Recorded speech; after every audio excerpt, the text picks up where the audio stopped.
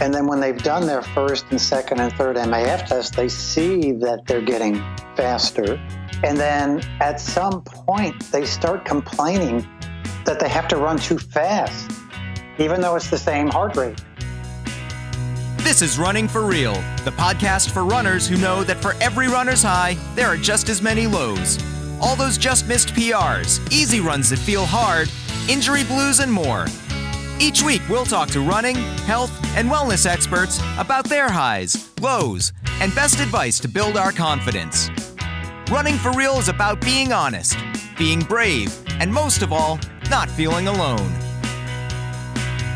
And now here's our host, who was once a dessert blog taste tester, Tina Muir. Hello, my friends, and welcome to episode 28 of the Running for Real podcast. I am so excited and honored that you are here. Thank you so much for joining me today. So last week we talked to Chad Moy, who was bravely sharing his story about his drug addiction, which ended up leaving him homeless, and ultimately he ended up in jail.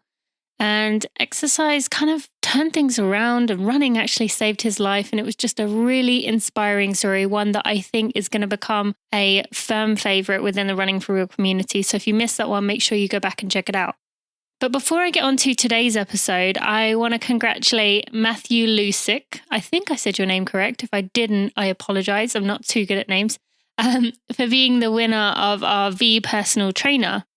And to make things better, so Matthew obviously won the V for the last few months, but Lifebeam are actually going to give away 2 in the next 2 months. So make sure you enter to win by going to getv.com. That's getvi.com/running for real. And you could maybe win a nice little holiday gift for yourself, or maybe you could give it to a loved one if you're a little kinder than I am. Not sure I'd be able to give mine away if I won one, but maybe you're a better person than me. I will put a link in the show notes if you are interested in entering to win. Once again, that's getv.com/running for real. So today we have Phil Maffetone on the show. I'm sure you've at least heard of him or heard me talking about the math method, which I've talked about in quite a few episodes in the last few months.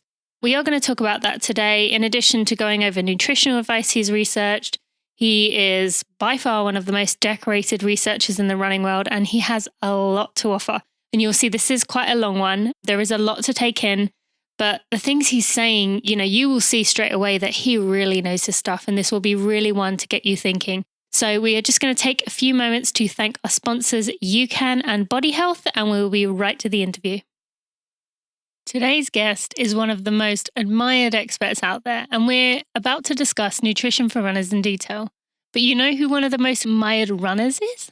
Meb Keflezighi, perhaps? And guess who he trusts for his running nutrition? Generation UCAN.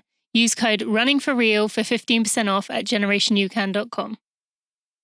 By now, you know me, and I pride myself on being honest. There are a few brands that I talk about more than Body Health, and there's good reason for that. Body Health Perfect Amino helped me recover through my toughest training segments and helped me get to race day fit and healthy. Use coupon code RUNNINGFORREAL for 10% off at bodyhealth.com. Phil Maffetone, it is an honor to have you on the Running for Real podcast. I cannot wait to get to all these questions. I'm not sure I'm going to get to everything I want to ask, but thank you so much for being here today. Well, thank you, Tina. It's really, really great to be with you for the first time. Yeah, I know. It's kind of surprising that this is the first time after.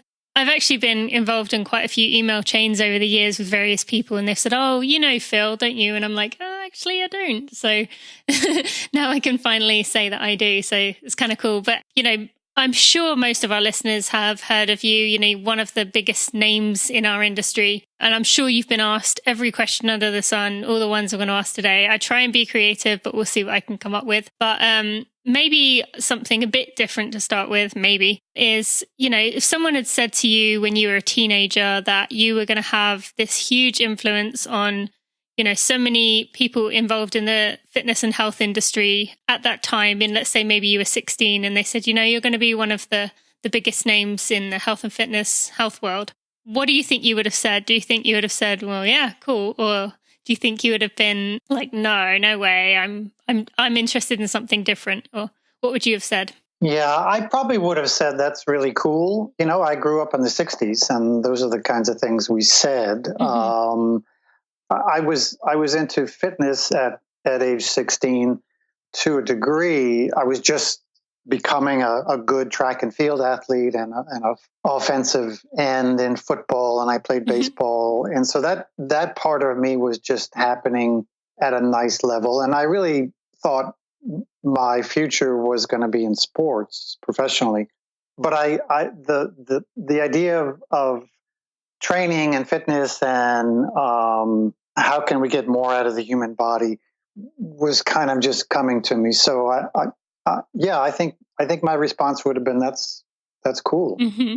Yeah, and I bet you would have never expected it to be quite as big as it is now. But it's just fantastic the amount of people that you've helped. And so, what was the turning point when you decided you wanted to help athletes and work with people to get the best out of themselves rather than going for like family medicine or something a bit more like mainstream? Yeah, I was never a mainstream guy. I think it was in undergraduate school early on, and I was getting very interested in nutrition, and I had been through the routine of different types of training, from personal training and the experience of working with a number of coaches, none of which were particularly good. And I was in the cafeteria online with my tray of food, and suddenly I looked down at it and realized that this stuff is not edible. This is bad junk food. That was before junk food as a name was born. How did you come to that conclusion? Like, I'm just curious how what made you decide that it was not good when, you didn't know any different? I think it was one of those aha moments where you thought about it previous to that moment. And for me, it was maybe 2 years or so where I had gotten into reading about nutrition and healthy food. And, back then in the 60s, the healthy food movement was mostly the hippie movement and natural foods. And we didn't know nearly as much. We didn't know a lot about how bad food was, but we knew that there was a difference between natural food and processed foods, for example. And all this, was sort of getting into my brain. And that one moment was that aha moment where I said, oh, I can't participate in this. And I literally left my tray there and walked away and quickly learned that finding healthy food was not all that easy, especially in school. And, if you weren't home where you could go buy your own food, it was a difficult task. Yeah. As it would be for many years. Yeah, when I was going to say, in a lot of cases, I think it's not really much better. I mean, I live in Kentucky, and where I am in Lexington is fine, but I know where my husband works, it gets increasingly difficult. And even there, to this day, the food that they're offered in the cafeteria, it kind of makes us cringe. So, yeah, in a lot of ways, I don't think it's much better. Yeah, it's gotten better in that if we're in Southern California or the New York City area or any of the big, even medium to large cities, those foods are readily available. They're even showing up in restaurants, which is nice to see. But still, there are many places around the world, including the U.S., where it's really not easy. You have to plan ahead. Absolutely. And, hopefully it's going to continue to become a little bit easier. And like you said, I'm starting to see more, even in medium-sized cities, that they are having at least options that you can find it. Although it's still kind of difficult, I might go on Yelp and maybe type in the word organic and see what comes up. And sometimes it's just grocery stores, and sometimes who knows. But it's tough. The problem is still that the big companies, the sugar industry, the junk food companies, know what we think. They know what people think. And so they're changing. We basically have a whole new world of junk food now that is called natural, and it looks natural. And many of those foods, as bad as they are also certified organic. Yeah. So, if you're just coming into this world of healthy eating, you may remember junk food as being this really disgusting Twinkies. whatever. Yeah, Twinkies. But all that has changed. I mean, if you go into Whole Foods or any of the health food stores, most of the health food stores, you're going to see a lot of junk food, and it's going to be very well disguised. And unless you're really careful, you'll be taken in by the packaging, by the names, the inferences, and so forth. And so it's still not an easy task. No, absolutely. Actually, the other day, my family sent me a bag of gummy bears, and it said all natural gummy bears. And I thought, oh, I wonder what this is. So I turned it over, and it said the first ingredient was high fructose corn syrup. And I was like, that's the first ingredient on this list, and they are saying all natural. Yeah. And so, yeah, you're completely right. And you never really know. And actually, I have a friend, Jeff Scott Phillips, who has written a book called Big Fat Food Fraud. And, he works in the food industry and kind of shared his version of things. He was the founder of a company called, I think it was My Fit Food or something like that. And he shared, once he got out, what it was really like and the psychology used and things like that. And it was terrifying actually reading it. And I will put links in the show notes for anyone who is interested. But very scary world that we're in. It's almost worse than it was before because there's all this deception going on. Yeah, it's sad, and things do change, and people have to keep up with it. But years ago, even in the 60s, we knew that there was an industry conspiracy. Of course, we were into conspiracy theories, but we knew the industry was doing things that were very deceptive. And what I've watched over the years is the fact that the industry has been deceptive. I've watched that come into the public light, and just I remember there's a lot of examples, but I remember a couple of years ago when the New York Times broke the story about Coca-Cola they had some of their board members were affiliated with companies that were giving nutrition recommendations.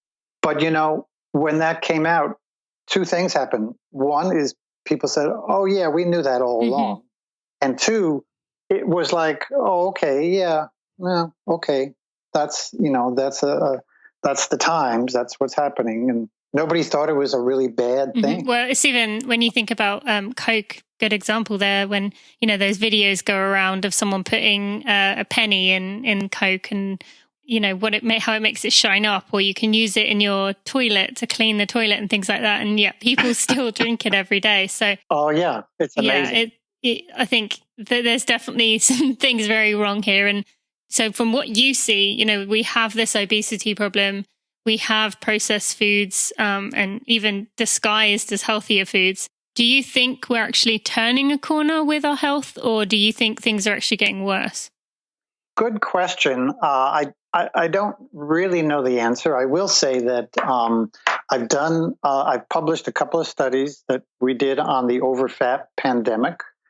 I have another one in review. And for example, we showed that about 90% of U.S. adults are overfat. That's mind-boggling. And in the study, I wrote about the fact that number one, exercise isn't going to solve the problem, because other new research showed that more people are exercising in the U.S. now than ever before. And number two, that sugar was the problem of added sugars to foods is the problem. And there's a lot of studies that discuss both of those issues. And one of the reviewers, reviewers are usually people in academia that have been around for a while, that are experts in the field. One of the reviewers said, we already know all this stuff. Like, why are you talking about this? Everybody knows this.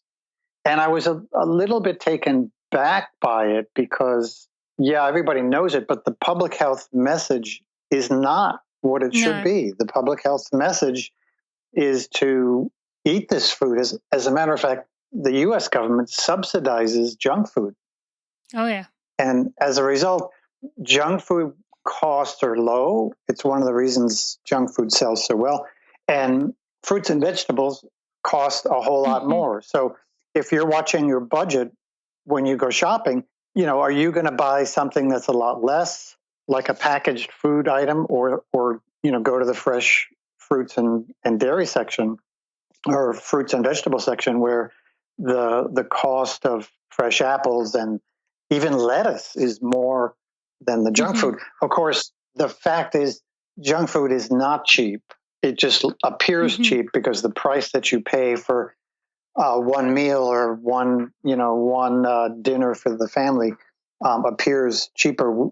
People who consume junk food get hungrier sooner. They actually eat more calories, and that's what junk food does. That's what sugar does. It makes us more hungry. So it's deceptive. So I think the knowledge that this junk food is not just popular but really bad is, I think it exists, but too many people are not given the alternatives. Yeah. And as a result, they keep eating the junk food. And the prevalence of overfat in the U.S. is the highest it's ever been in history. So maybe you could explain for someone who doesn't know, I know a lot about this through talking to Tawny, but for someone who doesn't, Tawny Gibson, that is for anyone listening, in Endurance Planet, which Phil is a very regular guest on, maybe explain what overfat means. Overfat is a condition of excess body fat sufficient to impair our health and fitness. Runners, for example, know that if body fat gets too high, the running economy can be affected. It doesn't take that many, I was going to say pounds, but it doesn't take that many ounces to have a measurable effect on our running economy. And over the course of a 10K or a half marathon, certainly a marathon and beyond, running economy we're talking about a difference of minutes in time. And so that's a very important fitness component of overfat. From a health standpoint, there are many cardiovascular and metabolic problems associated with being overfat, not just high total cholesterol and triglycerides, but high blood glucose and all the downstream problems associated with those things: heart disease, cancer, diabetes, Alzheimer's, stroke, arthritis. Many of the chronic diseases that most people die of are associated with the downstream conditions of overfat. So the problem with the term overfat, and we defined it in our first paper back in January, as I just explained, but the problem is that BMI is often used to estimate body fatness, but BMI is really a measure of weight and height, and it really does not tell you anything accurately from a standpoint of how much body fat do you have. So what you weigh is not important, because when you step on the scale, you are measuring mostly water weight, muscle especially, but water weight. And what you're not measuring is fat. Fat takes up a lot more space but doesn't weigh much. So it's very deceptive, that bathroom scale. Yet runners tend to step on that bathroom scale every morning, and quite often people get depressed at that point in their day, which is not the best time to become depressed. Because you see, you're an extra pound. What does that mean? Well, it doesn't really mean a whole lot. What's better is to measure your waist.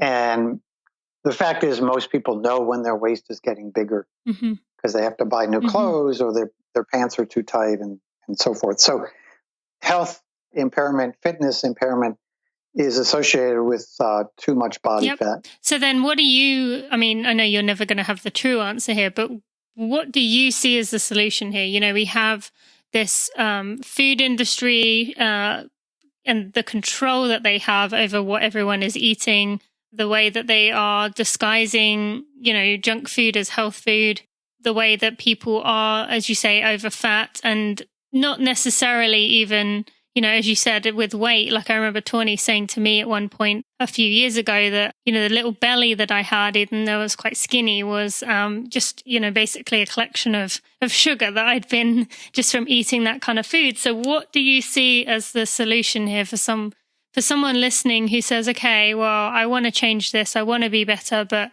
what do I do without going on a diet? Yes, not going on a diet is very important. Diets don't work long term. We need to be rational and scientific and clinical about this. If we listen to news reports, read newspapers, magazines, we're not going to be given the information because those outlets are influenced by junk food companies.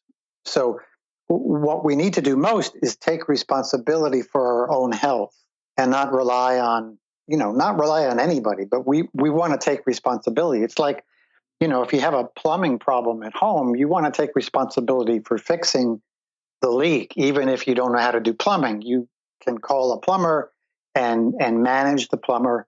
You do the same with your health. You get help when you need it, but you manage the process. And it's a very complex thing when you look at all the components. But there's only one thing that is the place to start for most people, and that's to eliminate sugar. Okay. It's really very simple. Eliminate sugar. First thing, in junk food is the place to start. And when you start, this was a funny thing that it became a funny thing when I was in practice, and I'd be talking to a patient and I'd say, because I'd want to define what junk food was. And I said, well, no more bread, muffins, rolls, cereal, most yogurts, cookies, candies, energy bars, sports drinks. And they'd stop me at some point and say, that's all I eat. And that is the problem. If you take away junk food from the diets of many, many individuals, they'll say, what do I eat? Well, there's a whole lot of real natural food out there that is available in terms of fruits and vegetables and eggs and meats and fish and nuts and seeds and on and on. We're not going to go hungry eating that natural food. And why is that, living off that, lower carb, as little sugar as you can have, high fat, high protein? Why is that going to be good for runners, just for anyone listening right now? Well, what sugar does when we consume it, even in a healthy person, about 40% of that sugar gets converted to fat and gets stored. And the more sugar we consume, we can convert up to 50% of that sugar. And also, when we consume that sugar, we take a lot of the fat that's stored on our arms and legs and we send it to the belly.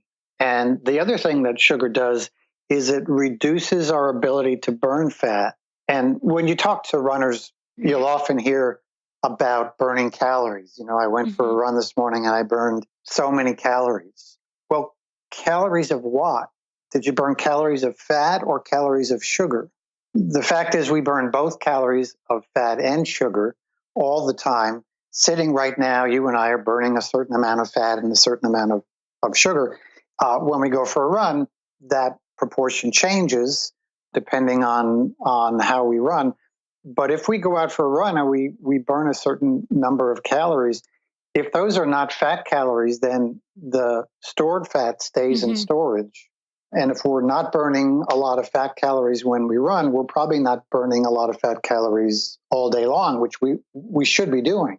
Even when we're sleeping, potentially we're burning fat calories if we're healthy. By avoiding the sugar, we can help turn that fat burning mechanism back on. And one thing about eliminating sugar is that the results are pretty quick.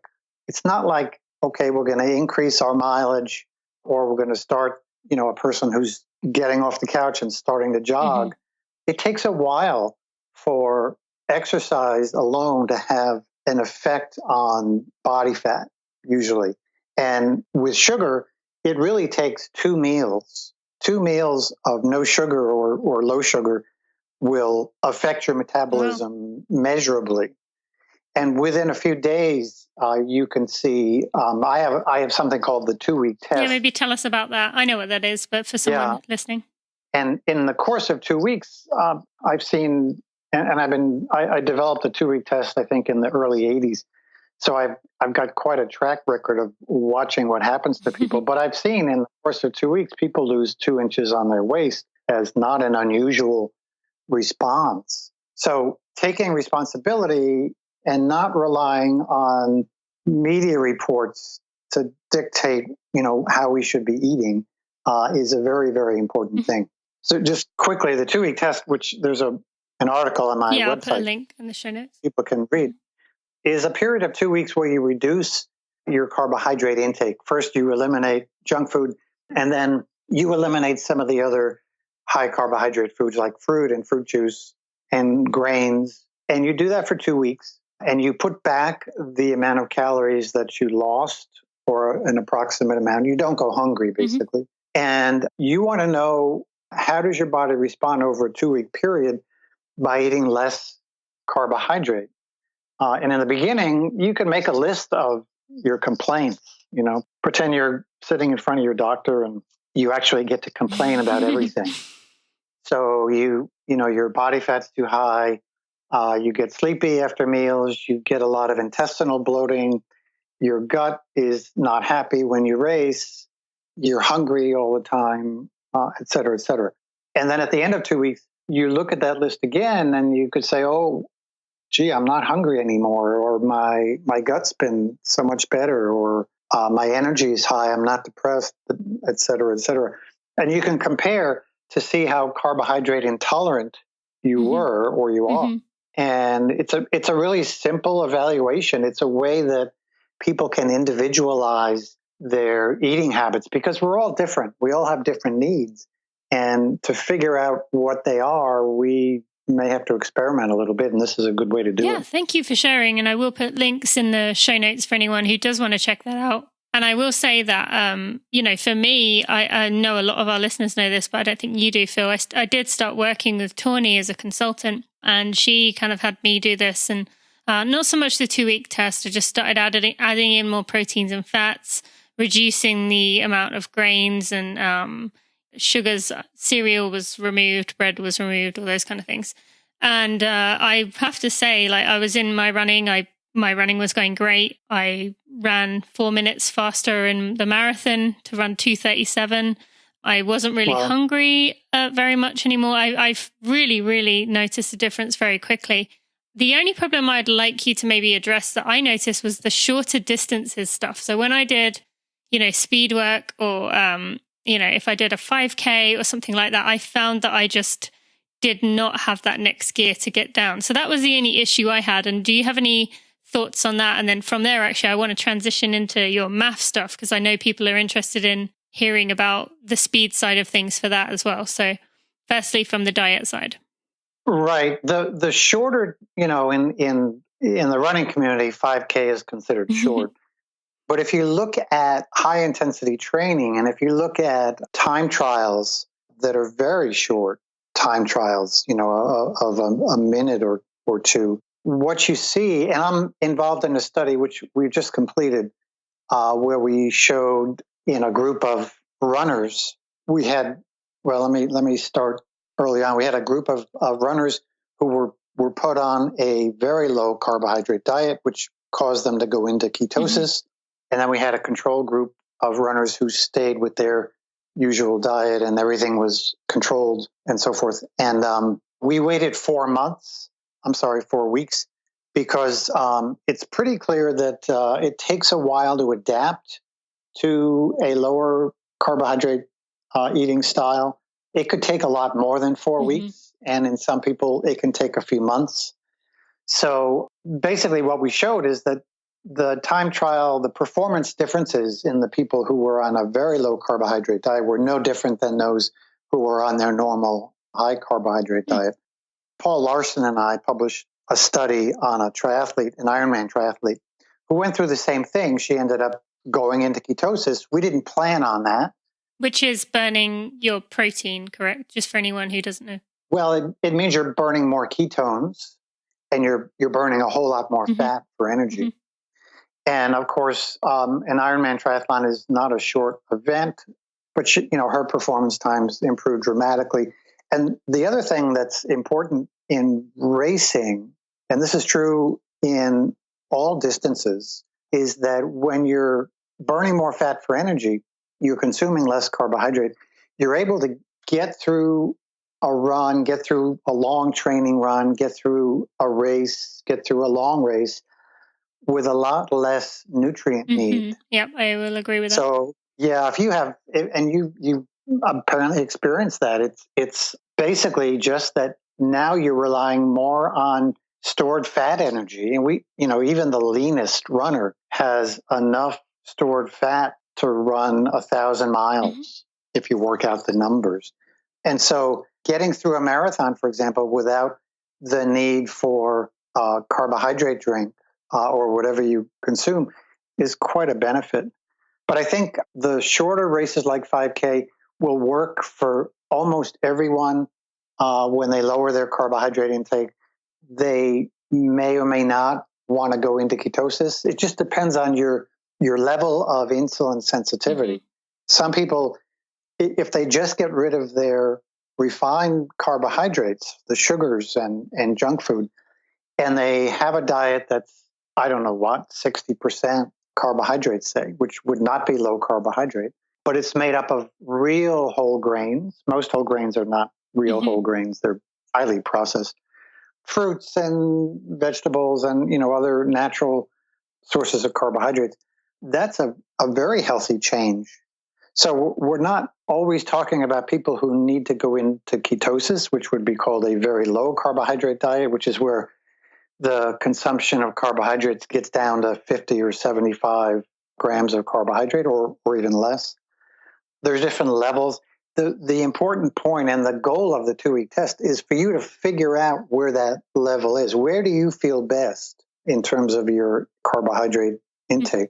And it really varies from person to person. But my experience in general is that once people have adapted to this way of eating, there's shorter races, certainly 5K, where 90% of your energy comes from the aerobic system. So there's a huge contribution from fat burning in a 5K race, where that distance will work well for you too. Yep. Nope. Thank you for clearing that up. And I will put more information in the show notes for anyone who is more interested in this and kind of is like, more, give me more. And, Phil and I could easily spend this entire interview talking about diet and going further into it. And I will bring Phil back on at some point to go further. But I know a lot of people are very interested in MAF training, talking about the easy running side of things. So I want to transition into that now. And, maybe you could start by telling us, people have probably heard of MAF training, the MAF test, the MAF method, whatever it may be. So maybe you could just tell us about your kind of theory behind what MAF training is. Sure. MAF stands for maximum aerobic function. And the human body is well endowed with this aerobic system, which burns fat for energy. It's the slow twitch, red aerobic muscle fibers that we have in high numbers. These slow twitch fibers predominate in everybody, every human. Some of us have a little more sprint fibers than others, but we have high levels of slow twitch aerobic fibers that actually help the fast twitch fibers. The slow twitch fibers, in addition to burning fat for energy, they support us. They hold us upright. They create a healthy gait for us. And if you look around at your fellow runners, or if you're in a race, or if you're watching a race, look at the poor gait in a lot of the runners, front of the pack and back of the pack. I mean, across the board, these are generally people who don't have good aerobic function. And the aerobic muscle fibers also are well endowed with blood vessels. Yep. So they're involved with circulation. So the cardiovascular system is a part of that aerobic system. The slow twitch muscle fibers are also well endowed with immune function. This is where our antioxidants do their work in relation to oxygen and all that biochemistry.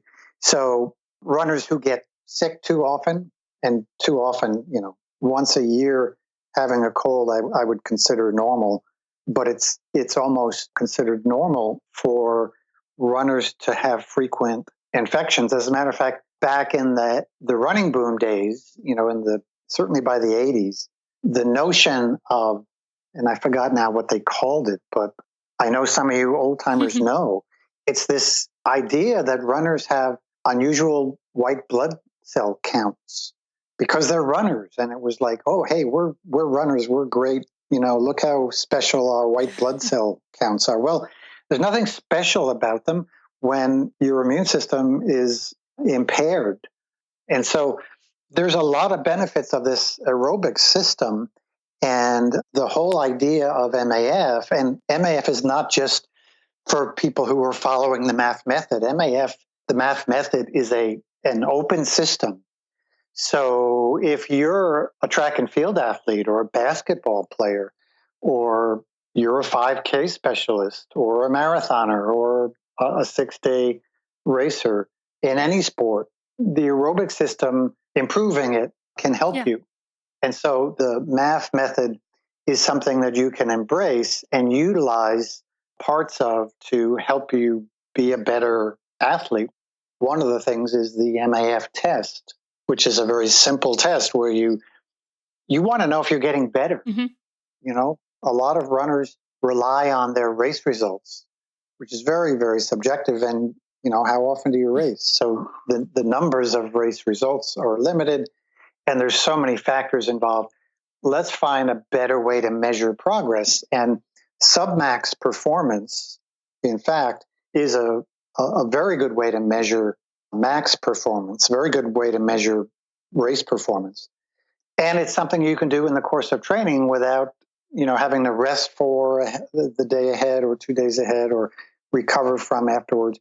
Basically, the question is, how fast can you run a mile in at a certain submax heart rate? Mm-hmm. And I developed a heart rate called the maximum aerobic function heart rate, which correlates to a maximum amount of fat burning at that given heart rate. And it's about 75% of VO2 max, give or take, between 70 and 80. People vary that much. So the question is, how fast can you run a mile in at your MAF heart rate? And if your MAF heart rate is, say, 140, and you can run a mile in 8 minutes, that's your MAF test result today, I would expect you in a month to be able to run that same mile, the same track, wearing the same shoes on the same kind of day, faster than 8 minutes. I would expect you maybe to run 7:45 pace. So I'm just going to pause you for a few things there. Okay, one being, so for anyone listening who is kind of confused with, you know, what this kind of training is, it's basically keeping yourself at that heart rate that Phil's talking about there. And I'll get him to tell you in a second how to calculate it. And obviously there's other factors that come into, and I would encourage you to go to the show notes to get the actual test or the explanation of how to figure yours out, because there are so many factors. But then you're going to run at that heart rate pretty much continuously, if I'm correct, Phil. It would just be from a training standpoint. Yeah. But I wasn't going to get into that at the moment, because whatever training you do, whether you run intervals every day or whether you never do intervals, whatever kind of training you do, to find out if it's working in this sport of, this is an aerobic sport, you should be improving your aerobic system as the months go by. And if you are, then you will see that MAF test get better after the first month. Certainly after the second month, it will. And you can have a warm-up as well. It's not like you go down there and just... You warm up first, yep. You do a warm-up. And I like, if you're running any kind of mileage, I like people to do 3 to 5 miles and give me the splits, each 1 mile split, because the difference between mile 1 and mile 2, and then mile 2 and 3, and then mile 1 and mile 5, for example, those are all important because they relate to how quickly you fatigue over the course of the test. So, for example, if your first mile is 8 minutes, you would expect your second mile to be a little slower, the third mile slower still. If your fifth mile is, say, 9 minutes at the same heart rate, I'd say, well, you're fatiguing maybe a little too much. So the next time you do a test a month later, I would expect, A, your first mile to be a little quicker, and B, your fifth mile, if you do 5, to be less slow than the first time, which means you're not fatiguing as much. And of course, we all know what happens in races. We fatigue. That's why we slow down as time goes on. And of course, if you go out too fast, you slow down a whole lot more. But that fatigue factor is the reason why we can't go faster at the midpoint of the marathon or at the 10 mile of the half marathon. And, we often do, but there's often a fatigue factor that keeps us from actually getting faster. So I want to know if we're fatiguing, and the MAF test is a really good way to measure that. And then, is our training program working? So if, let's say we do that MAF test today and we're 8-minute pace at 140 heart rate, and a month from now, we're still 8-minute pace at 140 heart rate. And then we think, okay, well, maybe it was a little windier on the track and it caused me to run slower. And so I'll wait another month and redo it. And sure enough, a month later, you're still at an 8-minute pace. That means you're not making progress from an aerobic standpoint. So that could be a moment to maybe reconsider, what you're doing, that what you're doing isn't working for you, that it's time for a change. Exactly. And Exactly. There's something in your training. There's something in your diet. There's something in your lifestyle. Runners do more than run. They have a social life. They have a work life, a family life. And all these factors have a certain amount of stress, and that stress impacts our ability to progress in sports. So we then need to say, okay, as an individual, what's going on with me? I'll tell you that the most common reason people don't progress is because of the diet and what we just talked about in terms of sugar. Okay. All right. Thank you. And again, I will put lots of links in the show notes, how to calculate your MAF heart rate, how to do this MAF test in detail so that you have all the information if you do want to try it. But Phil, I'd like you to explain maybe the training, because I know quite a few people in the community are using MAF training. So maybe you could explain what that is and, explain how it works for those people who can't quite wrap their brain around running easy, for all of their training. Yeah. What I like to do when first starting to work with a runner is, in addition to take a really good history and do an evaluation, do an exam, I want to see the status of their aerobic system. And if I'm seeing that they could be doing better aerobically, then I might want them to develop their aerobic system for the next 3, 4, 5 months, maybe 6 months. In an athlete who's been seriously injured or overtrained, we might go more than 6 months. And during that base period, I determine their maximum aerobic heart rate. And I say, look, don't exceed this heart rate when you run. And if it means you can't keep up with your running partners, so be it. You don't keep up with your running partners. If it means you have to walk on the hill, then you walk on the hill. And that level of training, that intensity of training, is the level that's going to build your aerobic system the best and the fastest. And so that's what I want to do first. And what happens over time is you now can suddenly keep up with your training partners, except now your heart rate is much lower than it used to be. Now you can run the hill without having to stop and walk, but your heart rate is a lot lower when you do that. That's the benefit of the aerobic system. You can run faster at the same heart rate. And if you can run faster at the same heart rate in training, you can run faster at the same race heart rate as well, which means you run for these 3, 4, 6 months, whatever, quote unquote, slow. And along the way, you get faster, as your MAF test should show. And then you jump into a race and you run a PR. Well, how does that happen? I took 229 runners in my clinic back, this is years ago, and I had them train at their max aerobic heart rate for 3 to 6 months. No speed work, no racing, never going over that MAF heart rate, and had them run a flat 5K at the end of it. And 76%, these were all seasoned runners from the New York City area, people that have been around a long time and had a lot of race results. And 76% ran a personal best. That's great. Of that group. And unfortunately, I didn't get the data, but the ones who didn't run a personal best, who ran a 5K a few weeks later or within a few weeks, a good number ran a personal That's great. best. And I know Mark Cucuzella, who I've had on a few weeks ago, another one of the leaders in the industry. That's mostly, as far as I know, how he does all his training is by that Yes. heart rate. Yep.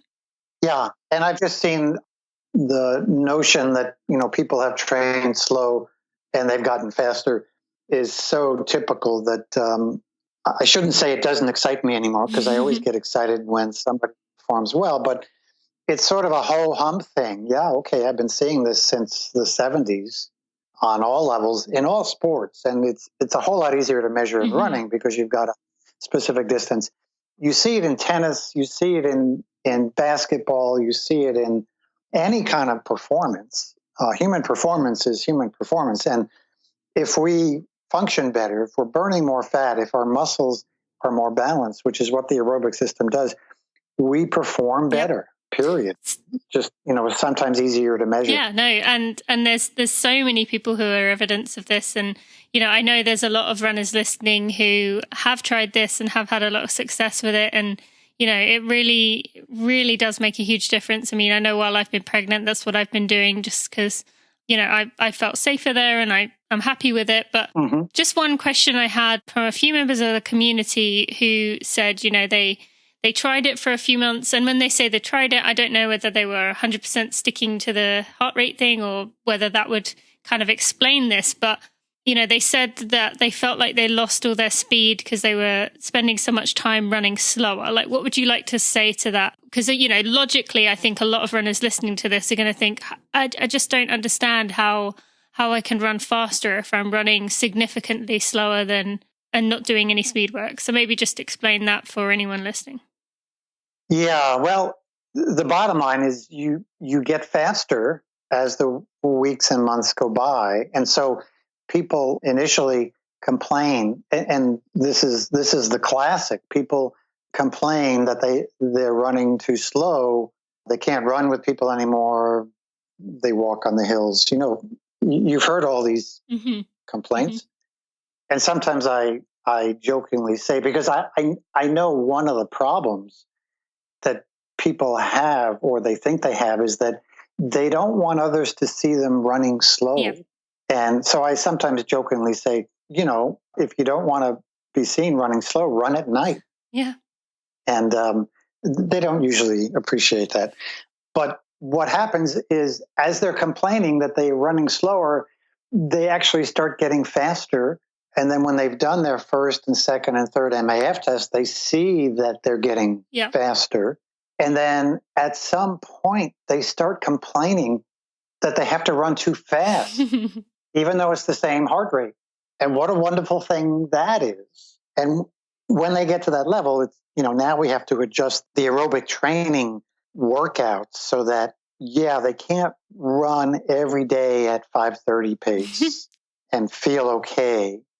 So we have them do something, for example, called aerobic intervals, where they do a really good warm up and then they run at 5:30 pace. And then they do that it's like a fartlek workout. They do that for a while until they feel the effort's getting a little bit tough. And then they back off and they bring their heart rate down to 120 or some comfortable level of intensity. And then they go back to that MAF heart rate where they're at 5:30 pace, or at this point, it's probably going to be a little slower. And then they back off again. Those are called aerobic intervals. And again, if you go from, for example, an 8-minute pace at a 140 heart rate to a 5:30 pace at a 140 heart rate, which is very real. I can't tell you how many hundreds of times I've seen that. Obviously, you're going to race better. So people who try the MAF method for a few weeks, they either, number one, haven't trained enough to see the benefits, haven't trained enough without eating a lot of junk food, pick the wrong heart rate, pick a heart rate that's too high. They thought, okay, I'm going to follow this 180 formula, and okay, I'm a great runner. I was great in high school, and I'm 40 years old now, so I'm going to use a higher heart rate. Well, that, the whole idea of determining your MAF heart rate using this 180 formula is to be honest in your self-assessment. Yeah. So if you pick the wrong heart rate, you're not going to progress. So people who do that don't progress, and they say, yeah, I tried it and it doesn't work. The other big part of this is that running, and it isn't just running, exercise in general is a huge social phenomenon. If you look at the studies that are done on people who go to the gym, and these survey results have been the same for years. Why do you go to the gym? What's the most popular reason people go to the gym? It's for social reasons. You'd think, okay, they're going to the gym to get fit, to lose weight, to get more muscular. No, it's for social reasons. And the running community, of course, has a wonderful social component to it. And so if you're doing the MAF method and you suddenly have to train at an 8-minute pace where previous you and your friends were training at a 7-minute pace or a 9-minute pace, and now you're running at a 10-minute pace, you can't be involved in that social component. That's very true. Yeah.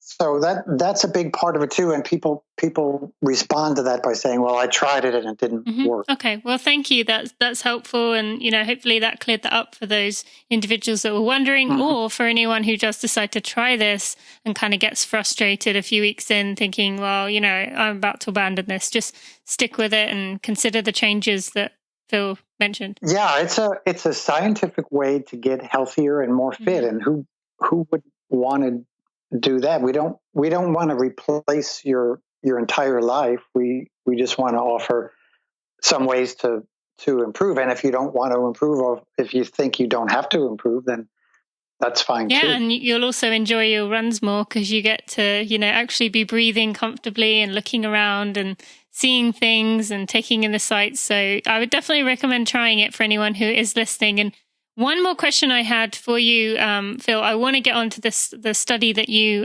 sent me this morning because I think people find that very interesting. One more thing related to this. There's plenty more questions I had about heart rate, but as it is, we're coming into the cooler part of the year. But just as most people who are listening have just been through the warmer months, and if they're not, they're about to come into them. How does heat come into this? Because, I even notice myself on those really humid days, it is really difficult to keep my heart rate low no matter, how slowly I'm going. So how does heat kind of play into this, and what can we do? If you think about it, if you get faster, you can get faster at a low heart rate when it's cooler, but then as soon as you come back into summer, you might slow down again. How can people kind of get around that? Right, and it's all relative, but it's a good question because it relates to stress. And if we look at what stress really is, stress has a physical component, a biochemical component, such as the dietary things we talked about earlier, and of course, stress has a mental, emotional component. And stress is stress. Stress affects us regardless of where the stress is, whether it's the physical stress of wearing bad shoes or the biochemical stress of eating junk food or the mental stress of having a bad day at the office. Weather can be a stress too, and the hazy, hot, and humid weather that I don't miss at all from New York, the Northeast basically, and you have right now in Kentucky, that is a huge stress. And under stress, our resting, our training, and our racing heart rates are going to be higher, a little bit higher. The better our aerobic system, the less of an increase we'll see under stress. So if you go out for an afternoon run, for example, on a day in the middle of August in the Northeast or where you are, the weather's probably going to be quite stressful. Yeah. And as a result, you're going to have to run slower. And that means you run slower because if you push yourself beyond what your body wants to do from an aerobic standpoint, it's going to work against you. Yeah. And it's basically on any given day when you go out for a run at whatever your MAF heart rate is, you'll notice that, and with the GPS heart monitors now, you don't have to always go to a track and you don't always have to wait a month. People with a GPS system know this is my normal run, this is my mile 1, this is my mile 2. They're going to know from day to day or week to week that they're getting faster. But in the course of a month, the day-to-day variation is really going to be based on stress. If you had a bad day or a long day of work, and the next morning you wake up early for a run and you didn't quite get a restful night, you're going to run slower. Mm-hmm. If the temperatures are high, if the humidity is high, if it's pouring rain, if there's a dog chasing you, your heart rate's going to be higher. And so therefore, since you're running based on your heart rate, you're going to run slower. And that's okay. Okay. That's the way it should be. That's helpful. Thank you. All right, Phil, I am going to skip our running for real questions for this time. You and I did talk about this before, and a lot of the questions are kind of things that we've either discussed in this interview, or I think the time would be spent better talking about what we already have. So I'm just going to take a moment to thank our sponsor, and I will have one more question for you. And I am going to ask you one question related to who would thank in an Oscar speech. So be thinking about that. He knows his stuff, right? Phil Maffetone is one of those people who just gets it. And he's passionate about sharing his knowledge with the world. Now, Phil has made it pretty clear that we should only be eating real food. And he's talked a lot about learning how to burn fats instead of carbs. Well, as you heard in that interview, I got my body to a place where it was a fat-burning machine. I felt great. I wasn't starving all the time anymore. And I was running better than ever, especially in those longer races. I ate mostly real food, just like Phil mentioned, but there was one product that I consumed every single day during my hardest training, and it complemented my diet perfectly. The only fuel I knew would give me what I needed during and after my runs. I put it in whatever I felt like, but I knew I was preparing my body for race day, and I was guaranteed no stomach upsets. And we all know how bad that feels and never want to experience again. So there's no sugary, sticky gels, no gummies that made you exhausted chewing through them, just Generation UCAN Superstarch to fuel me through 26.2 miles. It works, and it can work for you too. You can try it out by using coupon code RUNNINGFORREAL for 15% off at generationucan.com. It's racing season. All those moments of hard work, dedication, early nights are ready to show their worth as race day approaches. For me, though, this was always the time I felt the worst. All those accumulated miles are in your legs, and race day looms, your mind starts to spin into overdrive, wondering, why don't I feel good? And you just don't seem to be recovering. Now, it's hard to overcome, but one trick I had up my sleeve was to take 10 Body Health Perfect Amino. And that allowed me to recover just that little bit faster, enough to convince my mind that I was going to be okay. And after the races, when that soreness leaves you pretty much unable to walk, it was Perfect Amino that I relied on to nurse me back to normal. Well, at least so I could walk normally rather than like I was 150 years old. Now, there was one thing I didn't like about those Perfect Amino tablets, and that was having to swallow 10 in one go. That's no easy feat. But the stubborn runner in me had to do it that way. But now Body Health has created Perfect Amino XP packets containing those 8 amino acids essential to recovery. And as it's a powder, you can add it to any drinks, especially for those moments you can't get a recovery meal in right away. And let's face it, that happens often. Go to bodyhealth.com and remember to use coupon code RUNNINGFORREAL for 10% off. All right, Phil, just one more question for you related to, you sent me this morning a really interesting press release about the Boston Marathon and some findings that you had about it being the slowest of the marathon majors, which many people may have kind of already thought about, but maybe tell us about what you found about that and how, you think some of the rules should be changed around the Boston Marathon just because of what you found. Yeah, and I've been thinking about this for many, many years. My clinic was in the New York City suburbs. So for me, working with runners was interesting because we had the New York City Marathon, which a lot of people ran, and then we had the Boston Marathon, spring race, fall race, and comparing times, et cetera, et cetera. And everybody knew that the Boston Marathon was a slower course. Mm-hmm. And then when I think it was 1990, when the IAAF, International Association of Athletics Federation, they control track and field, which includes the marathon.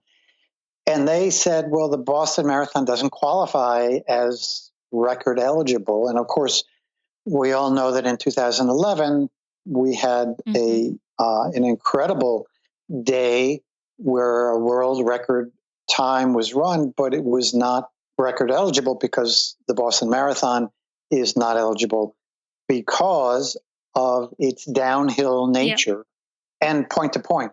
But it's this idea that, well, there's too much downhill running, so the course must be fast. That was the idea that the IAAF had way back when. But, they didn't base any of this information on scientific data. And I always thought, well, why doesn't somebody just do a study? And last year, I got together with some of my colleagues, and we did this study. We gathered data from the World Marathon Majors, which, in addition to Boston, is New York City, Berlin, London, and Chicago. It included Tokyo, but Tokyo came on late, so we didn't include Tokyo in the analysis, and it didn't really factor in significantly anyway. But what we found is nothing that runners don't already know. We found that Boston is the slowest course from a scientific standpoint for the first time, and that it was the weather that could cause an outlier effect, which is what happened in 2011 for the men only, not for the women, interestingly enough. For the women, it happened in, I forgot which year, but there was a year that women ran extremely well. But we showed that the weather could do this, but we also showed that the weather could make any course in the World Marathon Majors a faster course. And what we showed also was that Berlin and London had an unfair advantage because they were faster courses.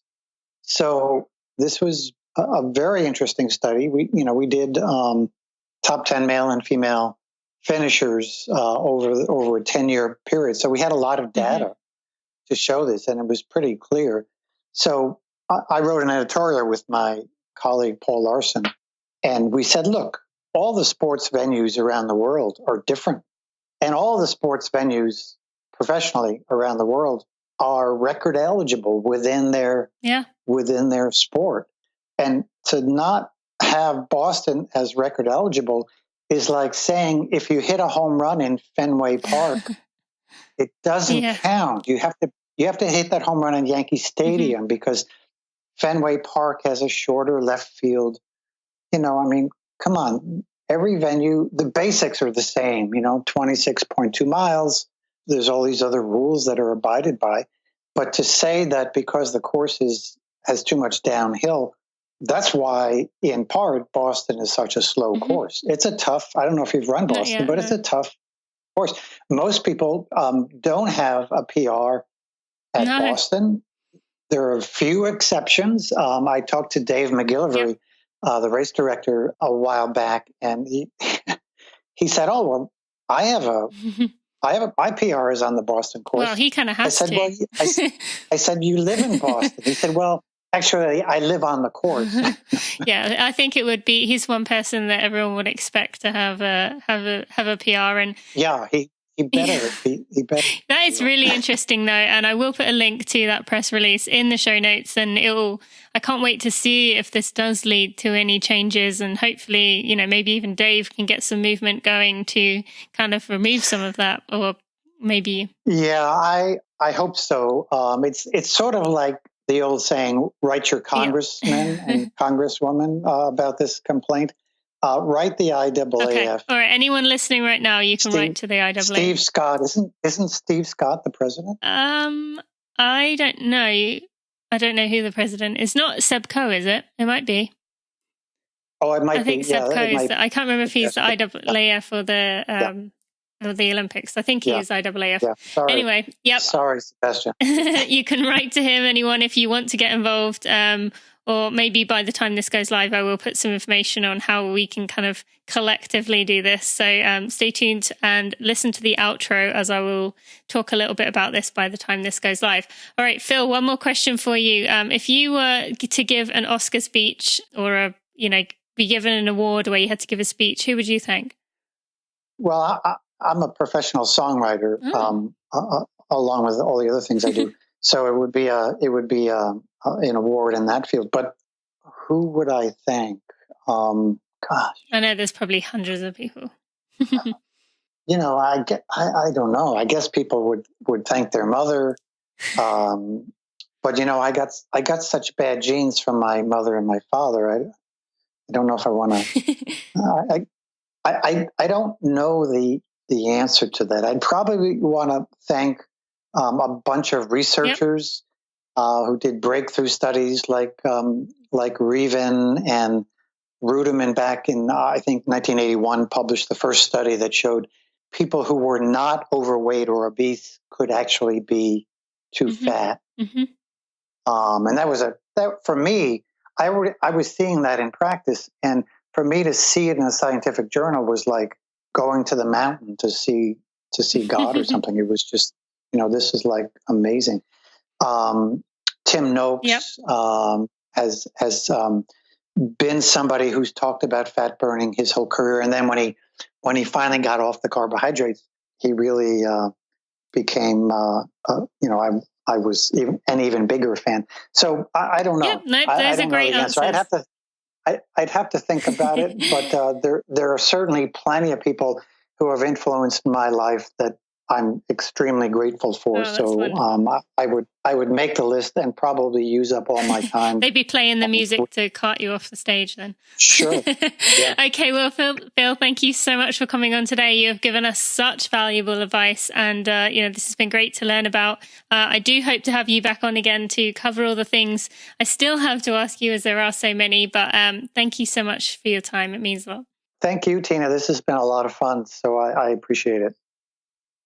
Now, Phil is one of the leaders of our industry for a reason. His research is, very vast, really detailed. And I think that Boston Marathon study that we talked about at the end there is just one example of, how much detail and how much passion he has for the sport. He really wants to get the best out of it for everyone he can. He's one of the most knowledgeable people out there, and he backs up what he says by science. So it was great to finally have him on here. Now, if you want to do what he said and write to the double IAAF, can't say that correctly, then you can do so. And I have put a link in the show notes with how you can do that, the email you can use. And obviously, it's going to be up to you what you kind of craft your message as. But maybe you could say about how you read Dr. Maffetone's article and you really think something should change. Maybe let's see if we can get enough of an impact to kind of get the ball rolling with this. I will put a link to the article as well, so you have that right there. You can find everything we talked about, including those two things, in the show notes, which can be found at tinamuir.com/episode 28. And I want to take this moment to thank you for listening today and for every other time you listen. I really appreciate it. And I've enjoyed getting to know you all. If you do ever have any comments, questions, or concerns, feel free to email me. I would love to hear from you. You can reach out at tina@tinamuir.com. And once again, good luck to anyone racing this weekend. Next weekend, I have Sally Bergensen coming on. Yes, the founder of Oiselle. She's one of my role models. And, she's someone who's just a go-getter. She's created this brand who kind of went after Nike, which is so brave to do and kind of a bit scary, but we talk about her story, about Oiselle, kind of all things she has going on. So I really think you're going to enjoy that one. Make sure you tune in next week to check it out. And I hope you have a great week. Thanks for listening to the Running for Real podcast. Be sure to check out tinamuir.com for show notes and even more helpful running information.